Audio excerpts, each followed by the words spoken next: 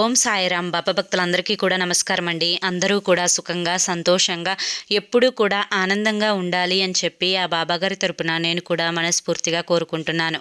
ఈరోజు బాబాగారు అందించే సందేశం ఏంటి అంటే కనుక, తల్లి మోసపోతున్నావు, ఇద్దరు స్త్రీలు నిన్ను మోసం చెయ్యాలి అని చెప్పి చూస్తున్నారు. జాగ్రత్తమ్మా, నిర్లక్ష్యం చేస్తే నీ జీవితంలో జరిగేది ఇది కనుక నీకు తెలిస్తే నిజంగా వణికిపోతావు తల్లి అని చెప్పి బాబాగారు ఏదో తెలియని సందేశాన్ని ఈరోజు మనకు అందించడానికి మన ముందుకు వచ్చారండి. మరి ఆ సందేశం ఏంటో పూర్తిగా తెలుసుకుందాం. దానికంటే ముందు చాలామంది కూడా గురువుగారి గురించి అడుగుతున్నారు. అక్క, ఎన్నో రకాల కష్టాలు సమస్యలు మేము పడలేకపోతున్నాము, మీకు తెలిసిన గురువుగారు ఎవరైనా ఉంటే చెప్పండి అక్క అని చెప్పి అడుగుతున్నారు. నేను పదే పదే ఈ గురువుగారి గురించి ఎందుకు చెప్తున్నాను అంటే కనుక, నేను జీవితంలో కష్ట సమయంలో ఉన్నప్పుడు అసలు ఈ కష్టం నుంచి బయటపడగలనా అనుకున్నాను. అటువంటి సమయంలో గురువుగారిని కాంటాక్ట్ అయ్యాను. కానీ గురువుగారు చేసిన పూజల వల్ల ఆ కష్టం నుంచి చాలా తేలికగా బయటపడి ఈ రోజున ఆనందంగా జీవితంలో ముందడుగు వేస్తున్నాను. అలాగే మీ జీవితాలలో ఎటువంటి సమస్యలున్నా కానీ శ్రీ షిరిడి సాయిబాబా ఆశీస్సులతో జ్యోతిష్యం చెప్పబడును. గురూజీ శివరామరాజు గారు. Phone number 9959945552. మీరు ఇప్పటి వరకు ఎన్నో చోట్ల జ్యోతిష్యం చెప్పించుకొని మీరు ఆశించిన మార్పులు మీ జీవితాలలో జరగలేదని చెప్పి బాధపడి ఉంటారు. కానీ ఇక్కడ అస్సలు అలా జరగదండి.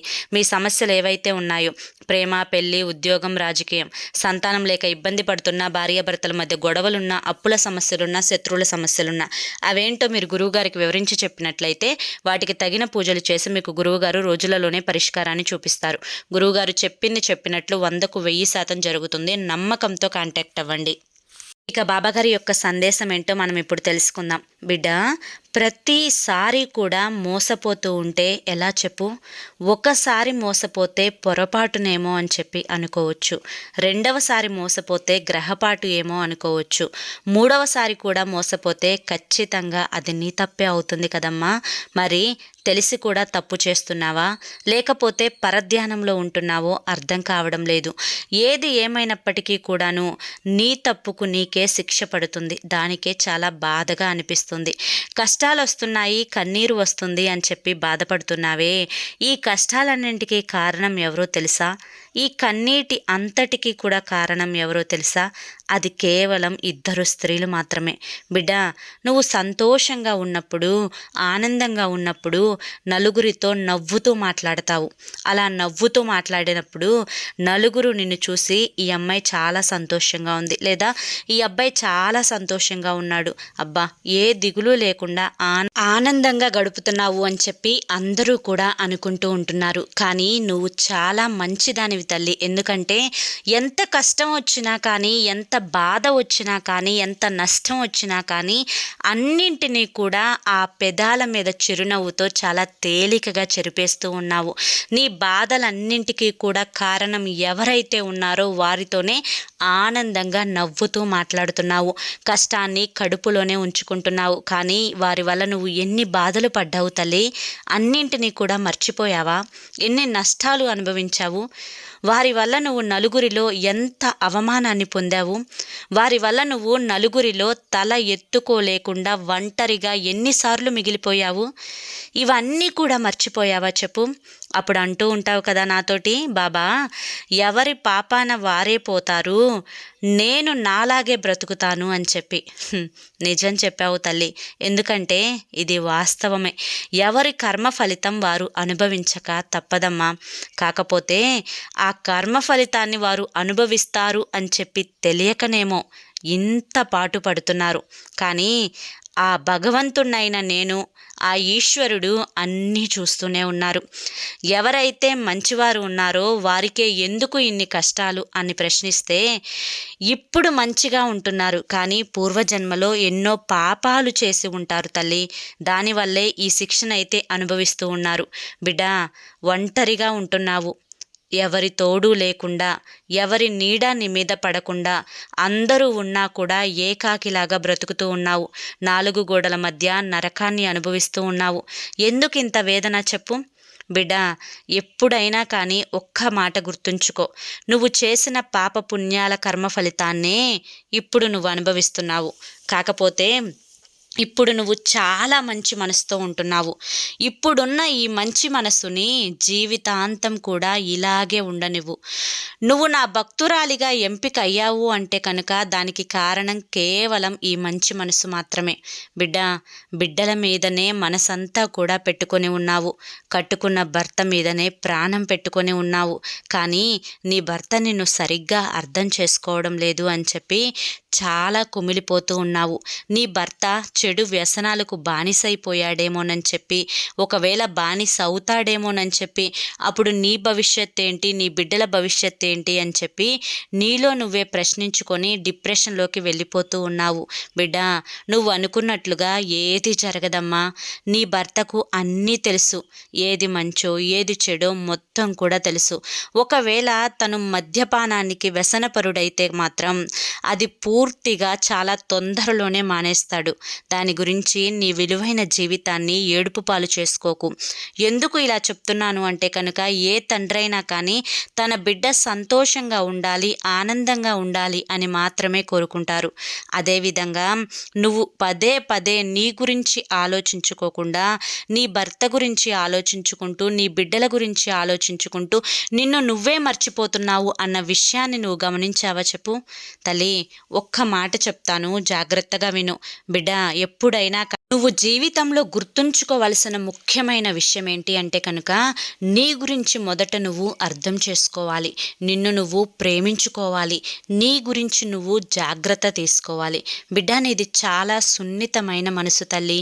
ఎప్పుడైనా కానీ ఎవరైనా కానీ పొరపాటున నిన్ను ఏదన్నా కానీ పన్నెత్తి ఒక్క మాట అంటే చాలు, కొంచెం గట్టిగా కసురుకుంటే చాలు, కళ్ళల్లో నుంచి అలా నీరొచ్చేస్తాయి నీకు. ఎందుకమ్మా ఇంత సున్నితంగా ఉంటే ఎలా చెప్పు? ఇప్పుడు ఈ కంప్యూటర్ కాలంలో ప్రతి మనిషి కూడా తెలివితేటలతోటి చాలా ఫాస్ట్గా పరిగెత్తు, టైం కంటే వేగంగా పరిగెడుతూ ఉన్నారు. కానీ నువ్వు మాత్రం ఇంకా ఇంత సున్నితంగా జీవిస్తే ఎలా చెప్పు? బిడ్డ, ఎప్పుడైనా కానీ ఎవరు ఏది చెప్పినా కూడా నమ్మేస్తూ ఉంటావు. ఎవరైనా కానీ నీ మీద కొంచెం ప్రేమను చూపిస్తే ఆ ప్రేమకు నువ్వు బానిసైపోయి వారి కింద కట్టు బానిసలాగా బ్రతుకుతూ ఉంటావు. బిడ్డ, ఒక్క విషయం గుర్తుంచుకో.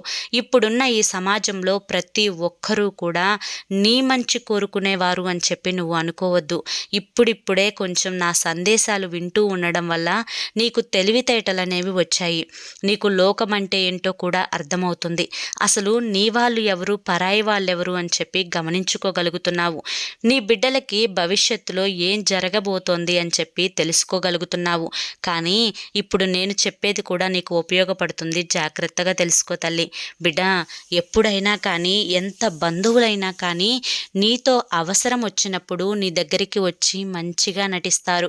వారి అవసరాలన్నింటినీ కూడా తీర్చుకుంటూ ఉంటారు.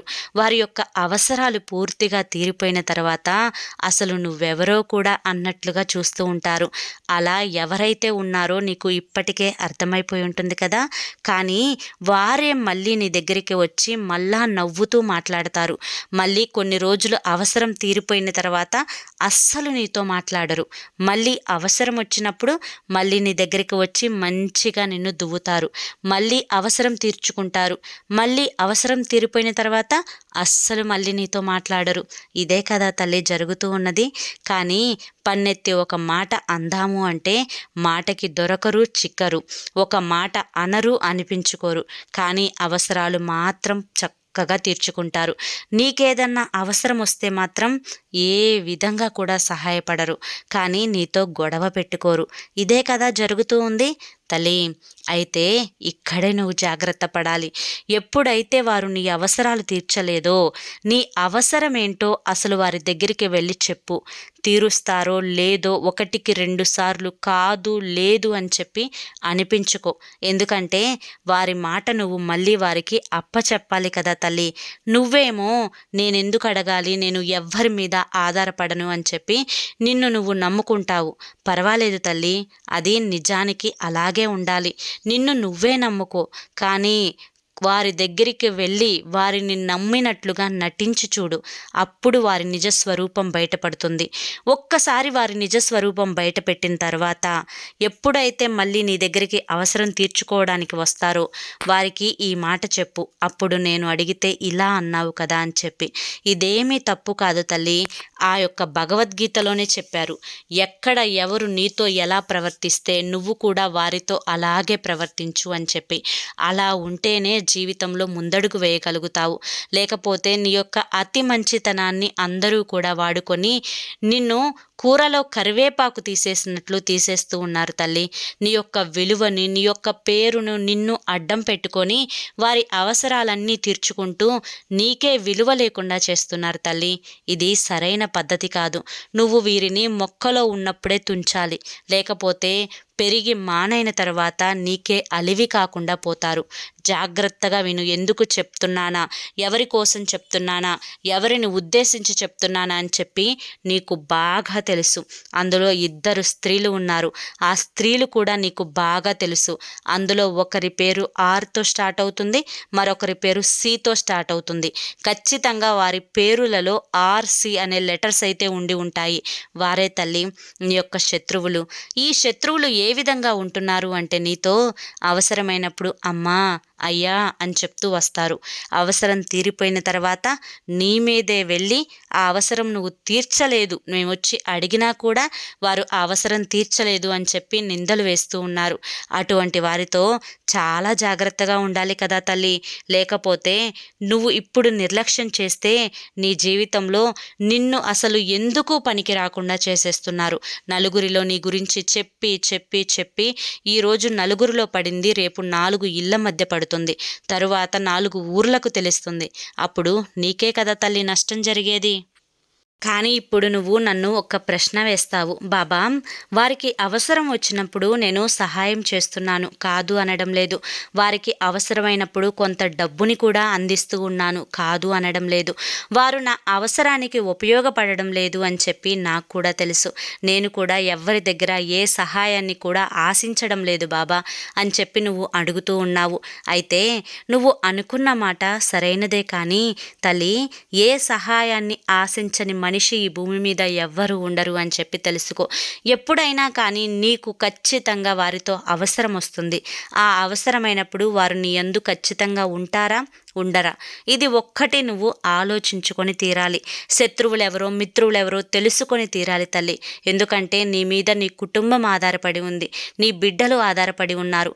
నువ్వు మోసపోతే వారు కూడా మోసపోతున్నట్లే కదా తల్లి. ఒక్కసారి ఆలోచించు. అప్పుడు నువ్వు నన్ను ఇలా అంటావు కదా తల్లి, బాబా నాకు ఒకరి మీద ఆధారపడాల్సిన పనేంటి, నాకు మంచి ఆరోగ్యాన్ని ఇవ్వండి బాబా, అన్ని పనులు కూడా నేనే చూసుకుంటాను అని చెప్పి. తల్లి, నీ మొండితనం నాకు తెలియదా చెప్పు. ఏదైనా కానీ నీకు ఒక పని అప్పచెప్తే ఆ పని పూర్తయిపోయేంత వరకు నువ్వు నిద్రపోవు. ఆ పనిని పూర్తి చేయడంలో నీ యొక్క ప్రతిభని మొత్తం కూడా చూపించి 10 మందికి నచ్చేలా ఆ పనిని పూర్తి చేస్తావు. అది నాకు బాగా తెలుసు తల్లి. నీలో ఉన్న ప్రత్యేకతే అది. కాకపోతే నువ్వు తెలుసుకోవాల్సింది ఏంటి అంటే కనుక అవతలి వారు కూడా నీ కోసం ఇంతే పట్టుదలగా చేయాలి కదా. ఒక్కసారి ఆలోచించు. అదేవిధంగా ఇప్పుడు నువ్వు చేసినట్లుగా ఎల్లకాలం కూడా చెయ్యాలి అంటే జరగదు కదా. ఒక్కసారి ఆలోచించుకో. అంతేకాకుండా నువ్వు చేస్తున్న మరొక తప్పేంటో చెప్పమంటావా బిడ్డ? ఎప్పుడైనా కానీ అందరూ నావారే అని చెప్పి నీ యొక్క సొంత విషయాలన్నీ కూడా అందరితో చెప్పేస్తూ ఉన్నావు. ఎప్పుడైనా ఈ విషయాన్ని గుర్తుంచుకో. నీ విషయాలన్నీ కూడా చెప్పించుకొని, నీ కుటుంబ విషయాలన్నీ కూడా చెప్పించుకొని, నీ బలమేంటి, నీ బలహీనత ఏంటి అని చెప్పి అది పట్టుకొని నిన్ను ఆటాడించాలి అని చెప్పి ప్రయత్నిస్తున్నారు తప్ప ఎప్పుడన్నా వారి సొంత విషయాలు నీతో చెప్పారా చెప్పు? వారి యొక్క జీవితంలో ఏం జరుగుతుందో నీతో పంచుకున్నారా చెప్పు? ఈ విధంగా కల్లా కపటం లేకుండా అందరూని నమ్మడం, అందరూ మంచివాళ్ళే అనుకోవడం అది నీ మంచితనం తల్లి, అందరి మంచితనం కాదు. ఎందుకంటే ఇప్పుడు నీ యొక్క బాగోగులు తెలుసుకున్న వారే రేపటి రోజున నీ కష్టాలకి కారణం కావచ్చు. ఇప్పటి రోజున నీ గురించి అన్నీ నేర్చుకున్న వాళ్ళే, నీ ద్వారా అన్నీ తెలుసుకున్న వారే రేపటి రోజున జీవితంలో నిన్ను ఓడించవచ్చు. ఒక్కసారి గుర్తుంచుకో బిడ్డ. ఎప్పుడైనా కానీ ఇప్పుడు నీకు దగ్గరగా దాదాపుగా ఒక 16 సంవత్సరాల నుంచి వారి వల్ల నువ్వు ఇబ్బంది పడిపోతూ ఉన్నావు. కేవలం 16 సంవత్సరాలు అని చెప్పుకోవడానికి ఒక లైనుగా ఇది నువ్వు వినవచ్చు. కాకపోతే ఈ 16 సంవత్సరాలు ఎంత నరకయాతనని అనుభవించావు, ఎన్ని నిద్రలేని రాత్రులు గడిపావు, ఎన్ని టెన్షన్లు తీసుకున్నావు, ఎన్ని అవమానాలు పొందావు. ఒకటా రెండా తల్లి, ఇలా చెప్పుకుంటూ పోతే వెనక్కి తిరిగి చూసుకుంటే నీ జీవితంలో వారు చేసిన నష్టాలు 1 కాదు, 2 కాదు, 3 కాదు, 4 కాదు, కోకల్లలుగా ఉన్నాయి అని చెప్పుకోవచ్చు. బిడ్డ, ఇప్పటికైనా కానీ నా ఆవేదన ఏంటి అంటే కనుక వారితో ఎంతవరకు ఉండాలో అంతవరకే ఉండు. ఏవి చెప్పాలో ఏవి చెప్పకూడదో తెలుసుకో. నీ యొక్క కుటుంబ విషయాలు, నువ్వు డబ్బు సంపాదించుకునే విషయాలు, నీ యొక్క డబ్బు లావాదేవీలు, నీ యొక్క ఆస్తుల వివరాలు, నీ బిడ్డల భవిష్యత్తు ప్రణాళికలు, ఇవి ఏవి కూడా వారితో చెప్పే ప్రయత్నం మాత్రం అస్సలు చేయకు తల్లి. ఎందుకంటే వారికి నీ మీద స్వార్థం ఉంది, నీ పట్ల ఈర్ష్య ఉంది, నిన్ను చూసి అసూయ పడుతూ ఉన్నారు. తల్లి, నరుల దృష్టికి నల్లరాలు సైతం పగిలిపోతాయి అని అంటారు. కానీ ఈ 2 స్త్రీల దృష్టికి నీ జీవితం ఇప్పటికే చాలా వరకు కూడా దెబ్బతింది. ఎంతో ఆరోగ్యంగా ఉన్న నువ్వు ఇవాల్టి రోజున కొన్ని రకాలైన అనారోగ్య సమస్యలతో బాధపడుతూ ఉన్నావు. వీటన్నింటికీ కూడా కారణం వారే తల్లి. నువ్వు చెప్తే నువ్వు నమ్ముతావో నమ్మవో కానీ నీ యొక్క ప్రతి కదలికను కూడా వారు గమనిస్తూనే ఉన్నారు. మరి ఒక మనిషి మీద మరో 2 మనుషులు ఇంత దృష్టి పెట్టుకోవడం ఎంతవరకు సరైనదో ఒక్కసారి ఆలోచించుకో. కనుక ఇప్పటికైనా తెలుసుకో, నిర్లక్ష్యం చేయకు తల్లి. వారితో ఎప్పుడూ కూడా ఏ విధంగా మాట్లాడాలో ఇప్పటికైనా తెలుసుకో. వారు నీతో ఏ విధంగా ప్రవర్తిస్తే నువ్వు కూడా వారితో అదే రకంగా ప్రవర్తించు. ఇకపై మోసపోకమ్మా. ఈ 2 స్త్రీల వల్ల నష్టపోకు తల్లి. ఆ 2 స్త్రీలతో జాగ్రత్తగా ఉండు. మంచికి చెడుకు తేడాలు, వ్యత్యాసాలు ఇవి ఏవి కూడా వారికి నువ్వు నేర్పించాల్సిన అవసరం లేదు. ప్రతీదీ కూడా వారికి తెలుసు. నువ్వు వారి నుంచి తప్పించుకునే ప్రయత్నం చెయ్యి. అంతే తప్ప వారి వలలో చిక్కుకొని చేపలాగా గిలగిలా కొట్టుకోకు తల్లి. ఈ తండ్రి చూడలేడు, ఈ తండ్రి బాధ్యతగా చెప్పాల్సింది చెప్పారు. ఇకపై నిర్లక్ష్యం చేస్తే ఆపై నేను కూడా నిన్ను ఏమీ చేయలేను. నిజానిజాలు భవిష్యత్తులో తెలుసుకుంటే వణికిపోతావు తల్లి. కాబట్టి ఇప్పటి నుంచి జాగ్రత్త పడితే భవిష్యత్తులో ఆనందంగా ఉంటావు అని బాబాగారు ఈరోజు మనకి చాలా చక్కటి సందేశాన్ని అందించారండి. మరి ఈ సందేశంలో ఎంతో గొప్ప ఆంతర్యం ఉంది మనం అర్థం చేసుకుంటే. మరి ఈ సందేశంలో ఆంతర్యం మీ అందరికీ నచ్చింది, అర్థమైంది అనుకుంటున్నాను. నచ్చింది అనిపిస్తే ఈ వీడియోకి ఒక చిన్న లైక్ ఇవ్వండి. కింద కామెంట్ సెక్షన్లో ఓం సాయిరామ్ అని టైప్ చేయడం మాత్రం మర్చిపోవద్దు. మరి కొంతమంది బాబా భక్తులకు వీడియోని షేర్ చేయండి. మీరు కింద లవ్ సింబల్ కానీ నమస్కారం సింబల్ కానీ ఇవ్వండి. టైప్ చేయడం రాని వాళ్ళు తప్పకుండా సబ్స్క్రైబ్ చేసుకొని సపోర్ట్ చేస్తారని కోరుకుంటూ రేపు మరొక మంచి వీడియోలో మళ్ళీ తప్పకుండా కలుసుకుందాం. అంతవరకు కూడా బాబా ఆశీస్సులు మీపై ఉండాలి అని మనస్ఫూర్తిగా కోరుకుంటున్నాను. సర్వే జన సుఖినో భవంతు. ఓం సాయిరామ్.